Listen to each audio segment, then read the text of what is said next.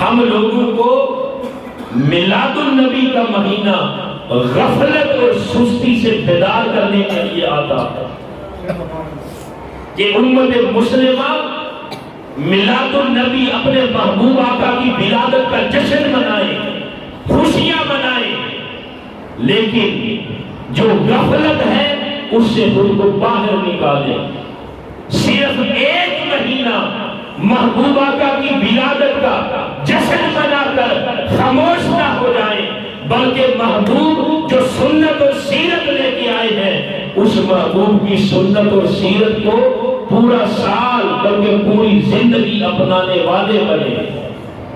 میلاد منا کر غفلت کا شکار نہ ہو، میلاد منا کر زندگی اپنی مرضی سے نہ گزارے۔ جس محبوب کا میلاد منایا ہے اپنی زندگی اس محبوب کی سنت اور سیرت کے تابع کرے، اپنی خواہشات کو، اپنی نفسانی خواہشات کو، اپنی تمناؤں کو ذبح کر دے اور ختم کر دے۔ کس کے سامنے؟ آقا اسلام کی تعلیمات کے سامنے، آقا اسلام کی سنت اور سیرت کے سامنے۔ اگر بندہ صرف میلاد ہی منائے، آقا اسلام کی آمد پر صرف جشن ہی منائے اور آقا اسلام کی سیرت کو نہ اپنائے تو اس کا مطلب یہ اس نے میلاد النبی سے کچھ حاصل نہیں کیا۔ یہ جو میلاد النبی کی محافل سجاتے ہیں نا، آقا اسلام کے میلاد کا ذکر کرتے ہیں، یہ آقا اسلام کی ذات کے ساتھ جوڑتا ہے، آقا اسلام کی ذات کے ساتھ تعلق قائم ہوتا ہے، ایمان میں تقویت ملتی ہے، ایمان میں مضبوطی ملتی ہے۔ لیکن جہاں ایمان ہو وہاں پر اگلا حکم بھی ہے، اور اگلا حکم کس بات کا ہے؟ نیک اعمال کرنے کا۔ اور نیک اعمال کون سے ہیں؟ جو آقا اسلام کی تعلیمات نے عطا کیے، جو آقا اسلام کی سنت اور سیرت کے ذریعے سے ہمیں ملے۔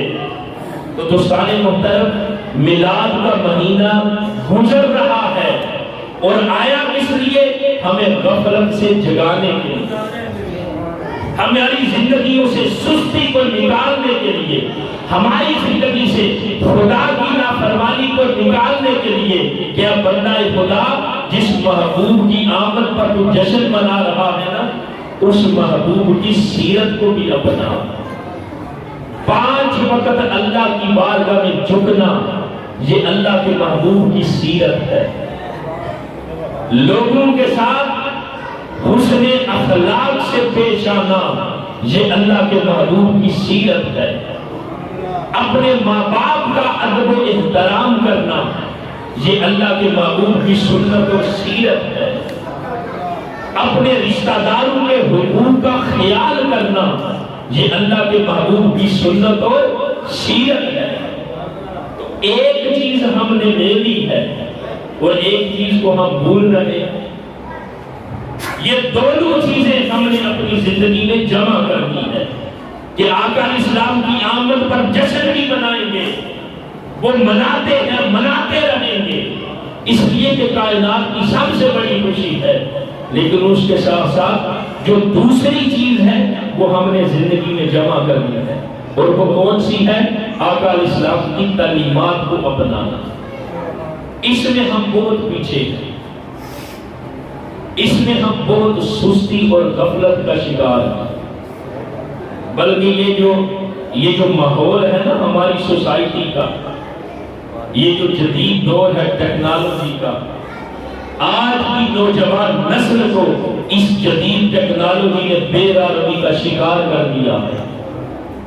اگر بندہ خدا خود کو اس دور میں گناہوں سے بچانا چاہتا ہے تو راستہ ایک ہے، وہ آقا اسلام کی سنت اور سیرت والا ہے۔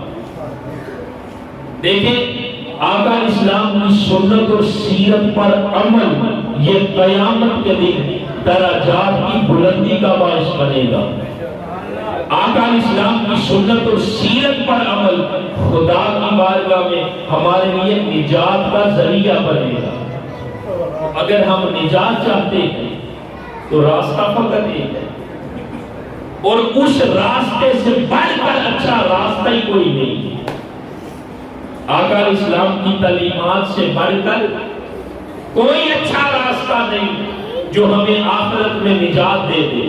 ایک ہی راستہ ہے آقا اسلام کی تعلیمات والا. تو پیغام یہ ہے کہ میلاد منائیں اور پوری زندگی اپنی زندگی کو آقا اسلام کی سنت اور سیرت کے تابع کر دیں. ہمارا ہر معاملہ آقا اسلام کی سنت اور سیرت کو دیکھتے ہوئے طے پائے. ہماری زندگی کا ہر قدم اٹھے تو آقا اسلام کی سنت اور سیرت کے مطابق اٹھے.